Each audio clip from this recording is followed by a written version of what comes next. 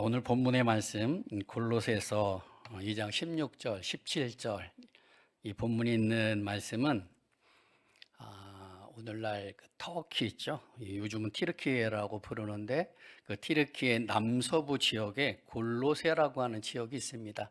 거기에 세워진 교회에 보내진 편지가 바로 골로새서고요.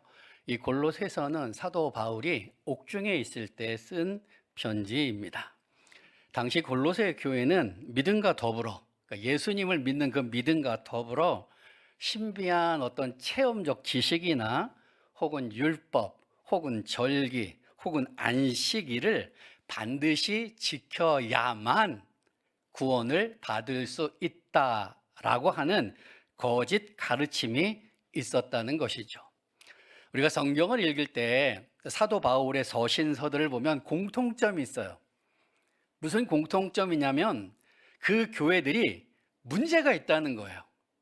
에베소 교회도 문제가 있었고 고린도 교회도 문제가 있었고 오늘 보여지는 골로새 교회도 문제가 있어요. 그래서 사도 바울이 편지를 써서 잘못된 부분을 지적하고 성경의 바른 의미, 하나님께서 주시고자 하는 바른 의미를 기록하여 보낸다라고 하는 것이죠. 골로새 교회도 이런 문제, 거짓 가르침의 문제가 있었습니다. 그래서 골로새서를 써서 보낼 때에 주된 내용이 뭐냐면 우리 예수님의 그 신성에 대해서 강조하고 구원의 충만함, 그러니까 다른 조건들이 필요 없다라는 거예요.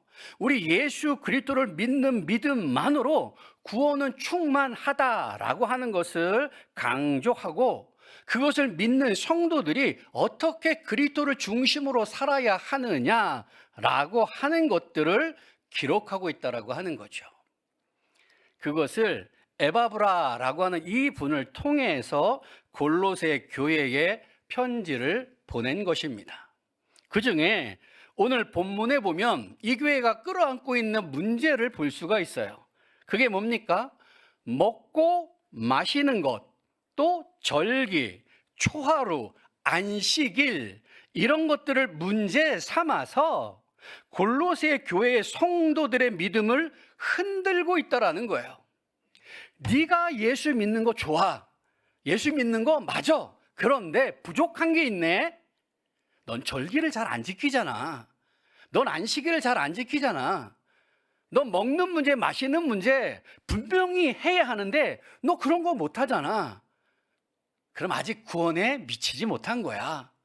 먹는 거, 마시는 거, 성경이 말씀한 대로 그대로 먹어야 돼. 마셔야 돼. 절기 그대로 지켜야 돼. 안식일 그거 잘 지켜야 돼. 거기에 예수 믿는 믿음을 가지고 있을 때 넌 구원받는 거야. 이런 거짓 가르침이 그 교회에 있었어요. 그 성도들의 믿음을 흔들고 있다라고 하는 거죠. 그래서 바울이 오늘 본문에서 뭐라고 말합니까? 그런 것들은 다 그림자래요, 그림자. 여러분, 제 뒤에 보면 아마 그림자가 있을 거예요. 이 조명 때문에 비춰진 그림자. 저 그림자를 보면 제가 어떻게 생겼는지 알 수 있을까요? 조명이 이렇게 비쳤을 때는 저 모양이지만 다른 쪽에서 조명이 비춰지면 다른 그림자가 생긴다는 거죠. 나라고 하는 실체는 하나이지만 어떤 그림자의 모습으로 비춰지느냐에 따라서 저의 모습은 다르게 이해되어질 수 있다라고 하는 거예요. 바울이 말한 게 뭐냐? 그런 건 그림자라는 거예요. 실체가 따로 있는데 그 실체는 바로 예수 그리스도다라고 말하고 있다는 거죠. 그래서 오늘은 그 그림자 중에 절기라고 하는 것, 그 절기 속에 우리 하나님께서 담아두신 구원의 계획이 무엇이냐라고 하는 것을 보려고 한다는 거예요. 혹시 여러분들 중에 성경에서 말씀하는 절기, 아는 절기가 있나요? 많이 들어봤던 절기 있을 거예요. 아는 절기 뭐가 있어요? 많이 들어봤던 절기 중에 하나만 하면 6월절 기억하실 거예요. 또 6월절 하면 따로 나오는 게 뭐예요? 무교절. 그리고 우리 7월 첫째 주가 되면은 드리는 예배가 무슨 예배예요? 맥주 감사 예배를 드리자. 그리고 맥추절, 뭐 이런 절기들을 떠올리실 겁니다. 그런데 레위기 23장에 가면 하나님께서 이스라엘 백성들이 시내의 산에 있을 때 율법을 주시죠. 그 율법 속에 지켜야 할 7가지 절기를 말씀하고 있다는 거예요. 그 7가지 절기가 뭘까요? 유월절, 무교절, 초실절, 칠칠절, 나팔절, 속죄일, 초막절. 7개예요. 7개라는 이야기를 들으시고 저 7개 다 하려면 시간이 많이 갈 텐데 하고 길을 미리 닫아 두시는 분이 계실지 모르는데 7개 다 안 하고요. 오늘 앞에 것만 할 거예요. 그 유월절, 무교절, 초실절, 칠칠절 앞에 나오는 이 4절기를 봄절기라 그래요.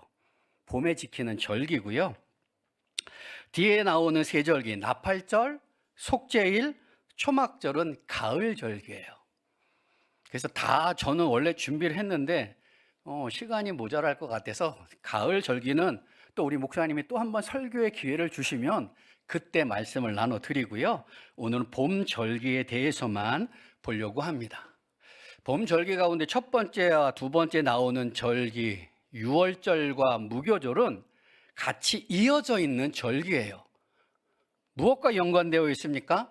이스라엘 백성들이 430년의 애굽의 종살이를 마치고 출애굽하는 것과 연관되어 있는 절기가 바로 유월절과 무교절입니다. 이 절기를 어떻게 지켜야 되는지 출애굽기 12장에 가면 잘 나와 있어요. 출애굽기 12장에 가면은 하나님께서 말씀하시기를 출애굽하는 날, 출애굽하는 이 날이 있는 것을 1월로 만들래요. 1월이라고 하래요. 그러니까는 그 1월을 다시금 하나님께서 이스라엘 백성들에게 재정립해 주시는 거야. 너희의 1월은 출애굽하는 그날이 있는 달이 1월이야 라고 말씀해 준다는 거죠. 그래서 1월 10일 날 가족들이 먹을 수 있는 분량을 따라서 어린 양을 준비하는 거예요. 1월 10일 날 준비케 해요. 그리고 1월 14일 저녁 때에 그 준비된 양을 잡습니다.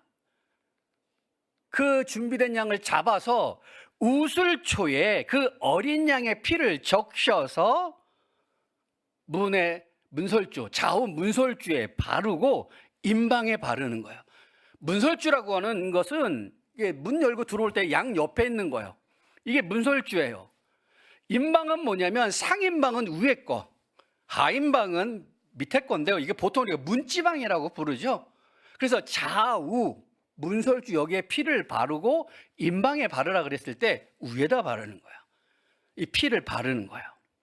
그리고 그렇게 잡은 양은 뼈가 부러지지 않도록 구워 먹으래요. 다 먹는 거야. 머리서부터 다 먹어요. 뼈가 부러지지 않도록. 물에 삶아 먹으면 그 솥단지에 들어갈 수 있도록 뼈를 부러뜨려야 되잖아요. 그런데 하나님은 그 양의 뼈가 부러지지 않도록 불에 구워 먹으래요. 그리고 무교병, 그러니까 누룩이 들어가지 않는 빵을 먹고 그 다음에 쓴나물 이거를 같이 먹으래요. 언제요? 1월 14일 저녁에 피를 바르고 그 양을 구워서 무교병과 쓴나물과 함께 먹는 거예요. 그리고 밤새 먹는 거죠. 그러다가 아침이 되면 혹여 고기가 남으면 그냥 두지 말래요. 그 밤 사이에 다 먹어야 하는데 혹여 남으면 불사를 해요. 그리고 그 아침에 1월 15일 아침에 출애굽하는 거예요. 나가는 거예요. 이 두 절기가 보여주는 게 뭐냐? 죄 없으신 예수님의 고난과 십자가의 죽음 그리고 장사 지냄을 품고 있는 절기라는 거예요. 하나님이 이 두 절기 속에 담아놓은 것이 무엇이냐면 죄 없는 예수님. 그래서 무교병을 먹는 거예요. 쓴나물이라고 하는 건 고난을 의미하는 거예요. 그 예수님이 고난을 받고 십자가에 죽죠. 어린 양의 피로써 그 장사 지내는 것처럼 십자가에 죽으시고 장사 지내고 무덤에 머물러 계신다는 거죠. 그래서 유월절에 어린 양의 피로 장자가 죽는 그 하나님의 재앙, 하나님의 심판, 하나님의 저주가 넘어가는 거예요. 그걸 출애굽기 12장 13절이 이렇게 얘기합니다. 내가 애굽 땅을 칠 때에 그 피가 너희가 사로잡은 집에 있어서 너희를 위하여 표적이 될지라. 내가 피를 볼 때에 너희를 넘어가리니 재앙이 너희에게 내려 멸하지 아니하리라. 그 피를 볼 때에 내가 넘어간다. 그래서 유월이라는 거예요. 한자로 넘어간다는 의미거든요. 그래서 유월절이라고 부르는 거예요. 그것처럼 우리 예수님께서 골고다 언덕에서 십자가의 죽으심을 당함으로 죄로 인한 하나님의 심판을 면하게 하신다는 거죠. 그걸 에베소서 1장 7절은 이렇게 얘기합니다. 우리는 그리스도 안에서 그의 은혜의 풍성함을 따라 그의 피로 말미암아 속량 곧 제사함을 받느니라. 이걸 우리도 로마서 5장 9절은 이런 말씀을 합니다. 그러면 이제 우리가 그의 피로 말미암아 의롭다 하심을 받았으니 더 그로 말미암아 진노하심에서 구원을 받을 것이니. 유월절의 어린 양의 피로 장자의 죽음이 벗어나는 것처럼 예수 그리스도의 그 피로 우리는 의롭게 되고 하나님의 진노하심, 죄로 인한 그 진노하심에서 구원을 받는다라고 하는 거죠. 그래서 세례 요한은 예수님을 뭐라 그래요? 우리가 잘 아는 말씀, 세상 죄를 지고 가는 하나님의 어린 양이라고 표현하고 있어요. 사도 바울은 예수님을 뭐라고 표현하느냐? 딱 구체적으로 얘기해요. 우리의 유월절 양, 곧 그리스도께서 희생되셨느니라. 예수님을 구체적으로 말합니다. 유월절 양이라고 말하고 있어요. 그러니까 사도 바울은 유월절의 그 사건을 바라보면서 무엇을 본 거예요? 그리스도를 본 거예요. 하나님이 이 속에, 이 절기 속에 그리스도를 담아두셨구나라고 하는 걸 본다라고 하는 거죠. 그게 뭐예요? 그게 믿음의 눈이에요. 그게 믿음의 눈이에요. 그 믿음의 눈이 없으면 우리의 신앙생활, 신앙의 연수가 길다 할지라도 예수를 잘 모르는 거예요. 하나님을 제대로 모르는 거예요. 사도 바울은 그걸 보았어요. 그래서 이런 말씀, 고린도전서 5장 7절에 우리의 유월절 양이라고 분명하게 말씀하고 있다는 거죠. 자, 근데 절 보세요. 예수님께서 골고다 언덕에서 십자가에 달려 죽으실 때 그 시선을 돌려서 예루살렘을 한번 바라보세요. 무슨 일이 일어나고 있죠? 골고다 언덕에서 예수님께서 십자가에서 죽으시고 있어요. 그 십자가를 바라보는 시선을 돌려서 예루살렘을 바라보면 무슨 일이 일어나고 있어요? 그 예루살렘에 있는 성전에서 양을 잡고 제사를 드리는 유월절의 제사가 보이는 거예요. 예수님은 어디 계세요? 그 시간대에 골고다 언덕에서 십자가에서 죽으시는 거예요. 하나님은 유월절 어린 양을 통하여 하나님의 구원 계획을 담아두시고 그리스도를 보게 하셨는데 사람들은 그 어린 양의 실체를 놔두고 뭐 하는 거야? 그림자만 보는 거예요. 그래서 양을 잡고 소를 잡고 거기서 유월절 제사를 드리고 있는 거예요.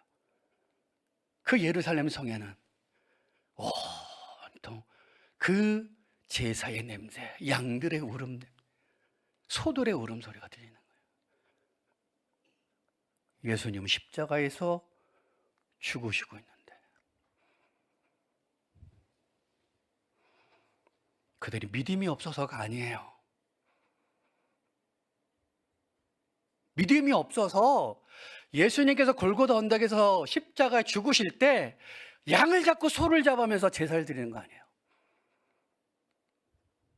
믿음이 없어서가 아니라 잘못된 믿음, 이거나 혹은 알지 못하는 어리석음 때문이에요.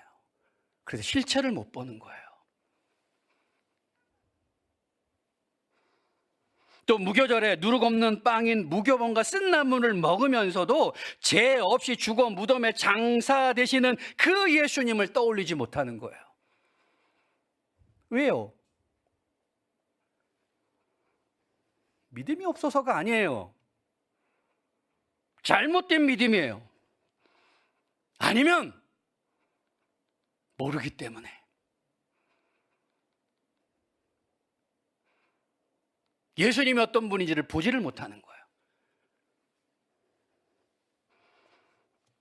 그래서 우리가 신앙생활 하면서 정말 중요한 게 있어요. 그건 성경을 바로 아는 거예요. 성경을 바로 알아야만 바로 믿을 수 있고, 바로 믿을 때에 바른 삶의 모습, 바른 신앙의 삶이 나타나는 거예요.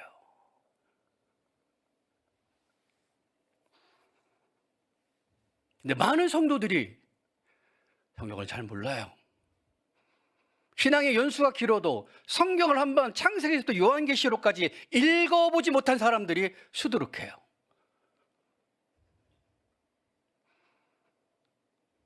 읽는다고 다 아느냐? 성경이 한글로 되어 있어서 읽을 수는 있는데요, 그 안에 담겨져 있는 의미를 제대로 찾아낼 수 없어요. 잘. 그래서 뭐가 필요해요? 하나님의 말씀을 배우는 것이 필요해요. 그래서 지금 교회가 준비하는 게 있죠. 가을이 되면, 9월 되면 뭐 하신대요? 성경 공부한다 그러잖아요. 저는 그 말씀 듣고 그 광고 듣고 너무 좋았어요. 왜? 목사님들을 통하여서, 교육자들을 통하여서 하나님의 말씀들을 배워감으로 말미암아 나의 믿음의 모습을 똑바로 세울 수 있기 때문이는 거예요. 그럴 때 바로 믿을 수 있는 거예요. 그 바른 믿음을 가지고 바른 삶을 살아갈 수 있는 거죠. 예수님 십자가에 죽으실 때 유대인들 생각해 보세요. 딴짓하고 있잖아요. 어린 양 잡고 있잖아요. 제사 드리고 있잖아요. 그러면서 자신들은 믿음이 좋다라고 스스로 생각하는 거예요. 하나님은 아니다 그러는데.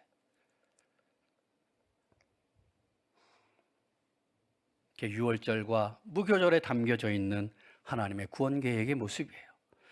또 23장을 들어가면 두 절기 다음으로 언급하는 절기가 있습니다. 그게 뭐냐면 초실절이에요. 들어보셨죠? 초실절. 초실절이란 단어는 출애굽기 4장 22절에 딱 한 번 나와요. 딱 한 번.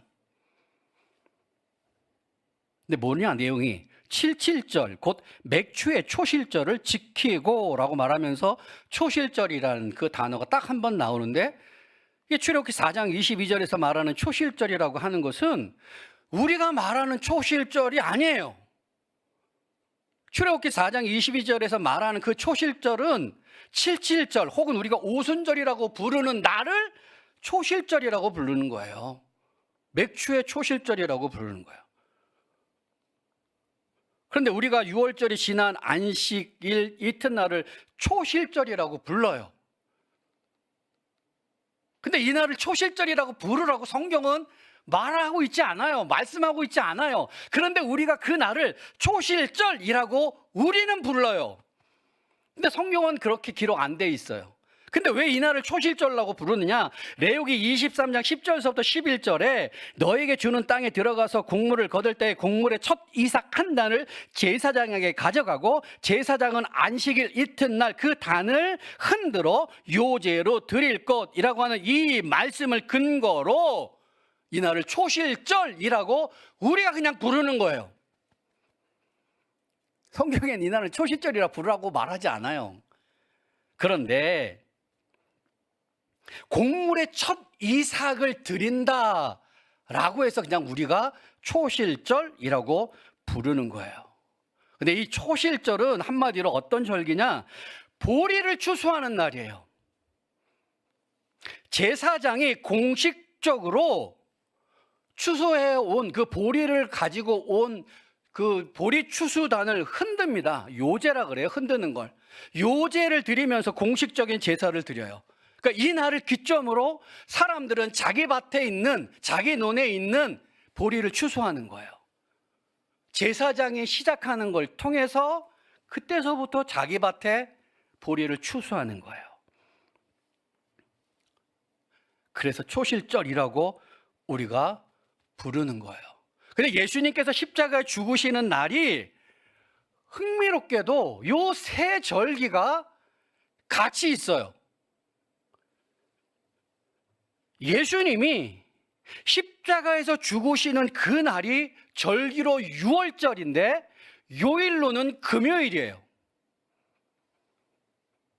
예수님께서 죽으시고 장사되어 무덤에 계시는 그 날이 무교절인데 그 날이 안식일이에요. 그리고 안식일 다음 날, 그날 우리는 주일이라고 부르죠. 그 주일에 초실절, 주일인 그 주일에 초실절, 그 초실절이요. 그때 예수님이 뭐 하세요? 부활하세요. 그러니까 하나님이 그 날짜 세 날을 6월절과 무교절과 초실절을 금요일과 안식일과 주일에 딱 맞춰 놓으신 거예요. 그래서 뭘 보게 하시는 거예요? 그리스도를.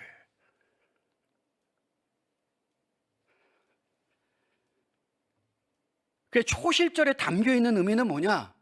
농사절기로는 보리를 추수하는 날이지만 이 날에 담겨져 있는 하나님의 구원의 모습은 무엇이냐면 예수님께서 부활의 첫 열매가 되신다라고 하는 걸 거기에 담아놓고 있다는 거죠.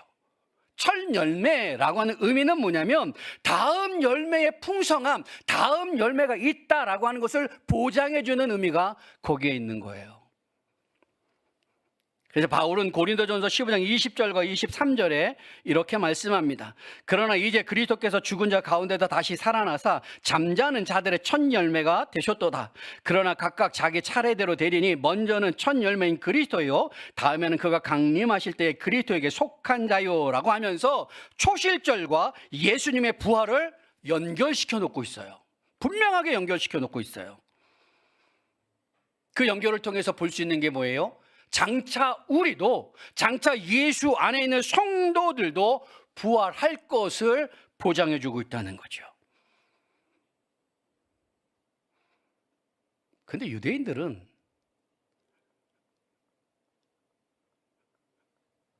초실절인 이날에 보리 추수를 하면서 예수 그리스도의 부활과 자신들의 부활의 소망을 보지 못하는 거죠.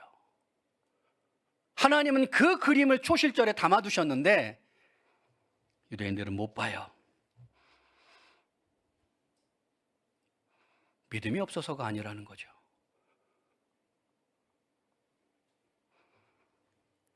잘못 믿고 있거나 알지 못하는 거예요. 그래서 보리를 거두면서도 하나님이 담아두신 그 그림을 못 보는 거예요. 부활의 소망을 갖지 못하는 거예요. 이 초실절 다음 날부터 7번의 안식일 다음 날인 50일이 되는 날, 이날을 성경은 77절이라고 불러요. 많이 들어보셨을 거예요. 이 77절은 어떤 절기냐면 이날은 밀을 추수하는 날이에요. 밀. 초실절은 보리를 추수하는 날이고 77절은 밀을 추수하는 날이에요. 밀을 추수하면서 봄 절기의 추수를 완성해 가는 절기라고 하는 거죠. 그런데 출애굽기 23장 16절과 33장 20절의 앞부분에 보면 이 77절을 뭐라고 부르냐면 맥추절이라고 불러요. 혹은 맥추의 초실절이라고 불러요. 아니, 밀을 추수하는데 왜 맥추절이라고 부를까요? 맥은 보리맥자예요. 한자로 보리맥자예요. 저도 궁금했어요. 찾아봤어요. 근데 이 왜 맥추절이라 그랬을까? 이 보리맥자인데 이건 보리만을 의미하는 게 아니래요. 그러니까 맥류곡식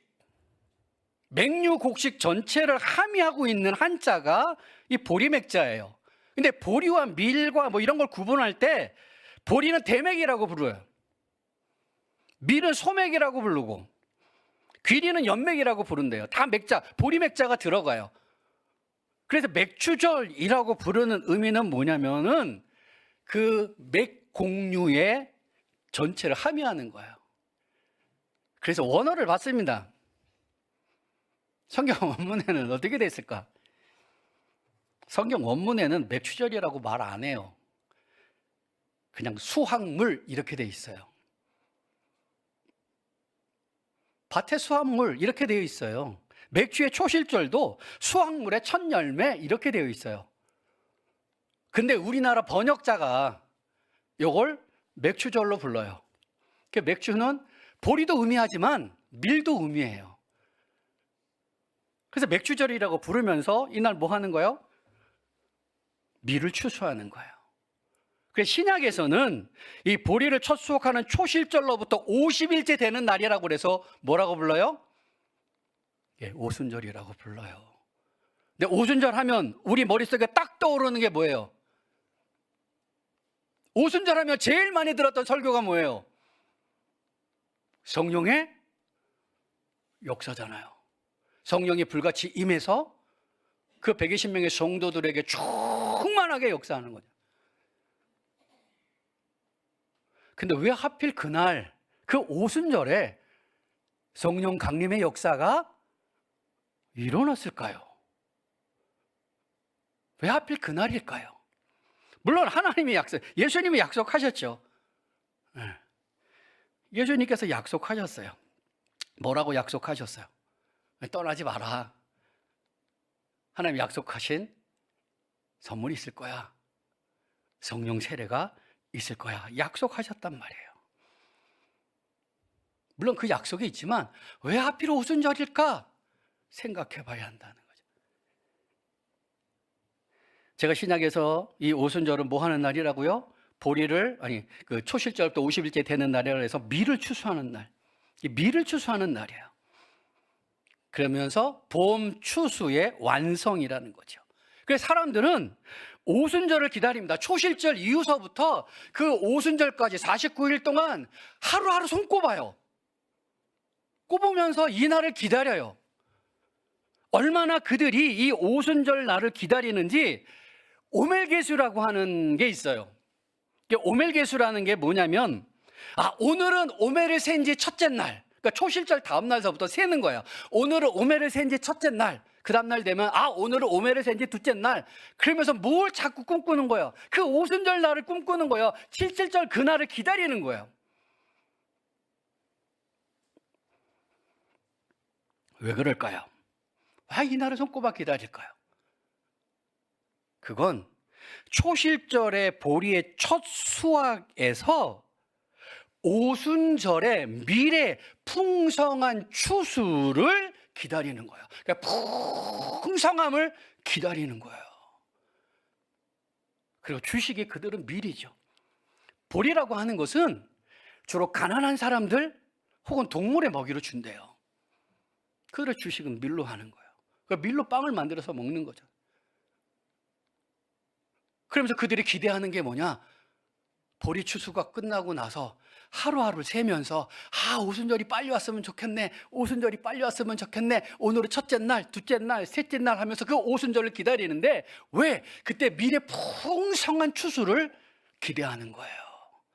그날이 되면 하나님께서 복을 내려주셔서 풍성한 밀을 우리가 추수할 거야. 그러면서 한 날 한 날을 기다리는 거야. 이걸 오멜개수라고 한다는 거죠. 그러면 이 7.7절, 우리가 오순절이라고 부르는데, 신약에서는 오순절이라고 부르는데, 여기에 담겨있는 구원의 그림은 뭘까요? 6월절 어린 양으로 십자가에 죽으신 예수님이 무교절에 무덤에 계시다가 안식 후 첫날 초실절에 부활하셔서 잠자는 자들의 첫 열매가 되시면서 새 생명의 시작을 알리셨어요. 그리고 예수님이 부활 후 40일 동안 제자들과 계시다가 승천하시기 전에 제자들에게 말씀하죠. 예루살렘을 떠나지 말고 하나님이 약속한 것을 기다려라. 곧 성령으로 세례받을 것을 얘기하십니다.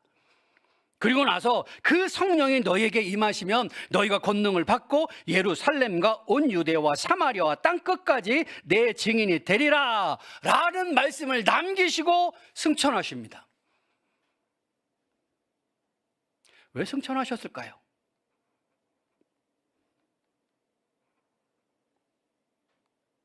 그냥 더 같이 계시면 얼마나 좋을까? 십자가 죽었던 그 예수님이 봐라, 사람들 절 보십시오, 십자가 죽었다 이렇게 살아났습니다. 못자국 보이시죠? 창자국 보이시죠? 라고는 얼마나 많은 사람들이 예수를 믿겠어요. 근데 예수님은 그렇게 안 하셨어요. 40일 동안 계시면서 하나님 나라를 제자들에게 가르쳐 주시고 승천하시면서 이런 약속을 남겨줘요. 떠나지 마, 성령 세례가 있을 거야. 그 성령이 너희가 임하시면 예루살렘과 온 유대와 사마리아 땅끝까지 너희가 내 증인이 될 거야. 그리고 승천하신 거예요. 왜? 구원의 사역은 다 끝났거든요. 예수님께서 십자가에서 죽으시고 부활하심으로 구원을 위한 사역은 다 끝난 거예요. 그러니까 본래 자리로 돌아가시는 거죠. 거기가 어디예요? 하나님 우편의 자리예요. 그걸 신학적인 용어로 승귀라 그래요. 그러니까 하나님 자리로 돌아가신 거예요. 구원의 사역은 다 끝났어요. 돌아가신 거예요. 근데 돌아가신 후로 끝내는 것이 아니라 이 오순절의 풍성함을 주셔야 되잖아요. 초실절에 보여주신 부활의 첫 열매로 새 생명을 시작하셨죠. 근데 이제 풍성함이 남았는데 그 풍성한 그 추수를 무엇을 통해서 행하시려고 하느냐? 성령 하나님을 보내시는 거예요. 그래서 오순절날 성령 하나님께서 기도하는 120명의 성도들에게 강하게 임하시는 거예요. 그들을 휘어잡으시는 거예요. 그 성령의 충만함을 받은 그들이 뭐요? 나가서 복음을 전하는 거예요. 초실절에 보여진 부활의 첫 열매로 새 생명이 시작되는데 그의 풍성한 것을 얻기 위해 성령을 보내시고 성령의 충만함을 입은 성도들이 하나님이 선택하여 부르신 자기 백성들을 추수하는 거예요. 이때 뭐가 시작되어져요? 교회가 이때 시작되어지는 거예요. 그 말을 바꿔놓으면 교회를 통하여 하나님이 선택하신 자기 백성들을 불러 모으시는 일들을, 풍성한 그 일들을 시작하게 하시는 거예요. 언제요? 오순절에. 그래서 성령이 그때 임하시는 거예요.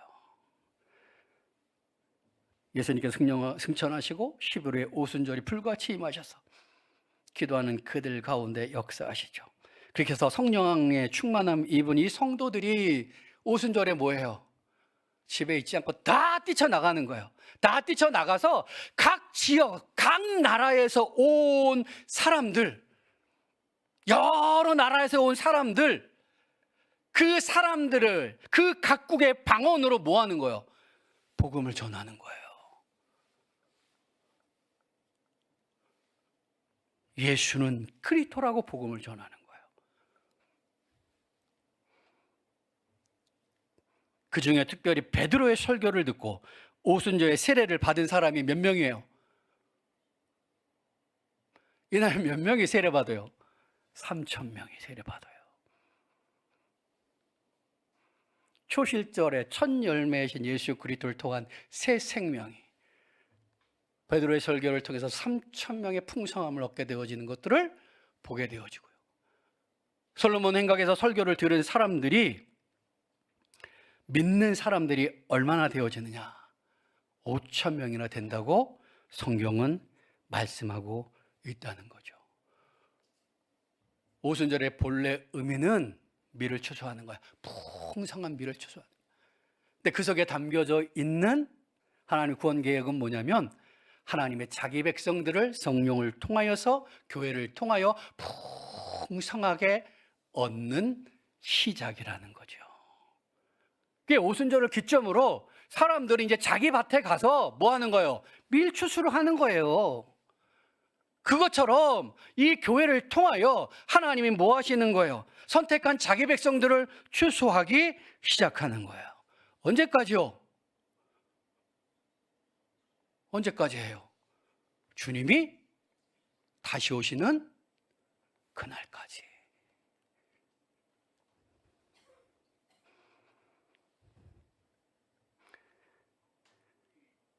이게 오순절에 담아두신 하나님의 구원 계획이에요. 말씀을 마칠게요. 오늘은 이스라엘의 범절기에 담겨진 하나님의 구원 계획을 봤습니다. 유월절과 무교절을 통하여 죄 없으신 예수님의 고난과 십자가의 죽음, 그리고 장사 지내고 무덤의 계심을 보고 유월절 어린 양 예수님을 통하여 우리가 구원을 얻는 거죠.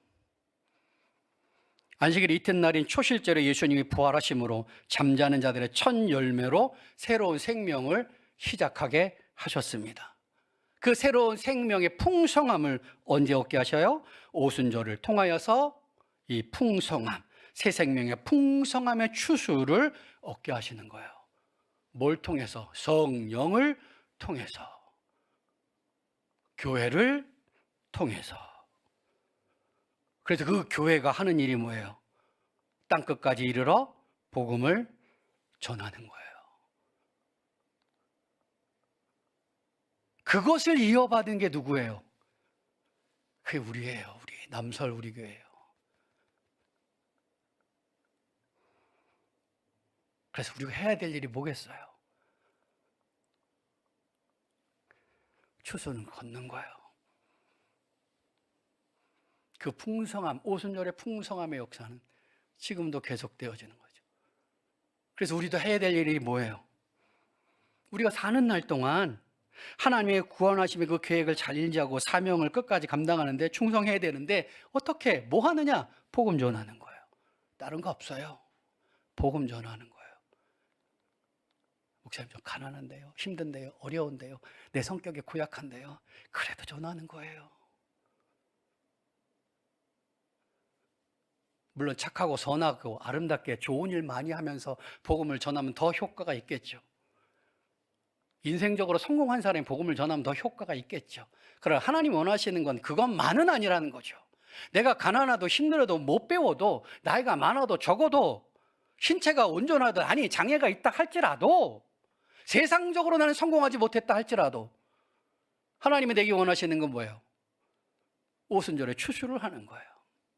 복음을 전하는 거예요. 그게 우리 할 일이고 남설 우리 교회가 할 일이에요. 언제까지? 주님이 오시는 그날까지. 이제 한 주간을 살아갑니다. 뭐 하면서 보내실 거예요? 뭐 하면서 한 주간 보내실 거예요? 물론 주어진 한 주간 열심히 살아야 합니다. 내게 맡겨진 일들 열심히 해야 됩니다. 그러나 그 속에서 하나님이 내게 맡겨진 사명, 오순절의 추수의 일들을 우리가 감당해야 한다는 거죠. 그래서 기회만 있으면 예수 전하는 거예요. 할 수만 있으면 그분들을 교회로 데려오는 거예요. 오늘 목장 모임하면서 그거 하셨죠? VIP, 전도할 사람을 정해놓는 거. 있느냐 없느냐 아마 여러 가지 이야기를 하셨을 거예요. 모시고 오십시오. 기도하십시오. 내 돈 드리십시오. 왜? 하나님 우리에게 그 일을 맡기셨기 때문에요. 그 추수의 일들을 우리에게 맡기셨기 때문에요. 한 주간도 살아가시면서 이런 구원의 계획들, 하나님의 구원 계획들을 잘 인지하시고 성경 공부가 주어지는 그때에 기회 놓치지 마시고 열심히 하나님 말씀 배우시고요. 그래서 바로 알고 바로 믿고 바로 사는, 그래서 풍성한 생명의 열매를 많이 거두시는 우리 사랑하는 모든 성도님들이 다 되실 수 있기를 주님의 이름으로 축원합니다. 아멘. 기도하겠습니다.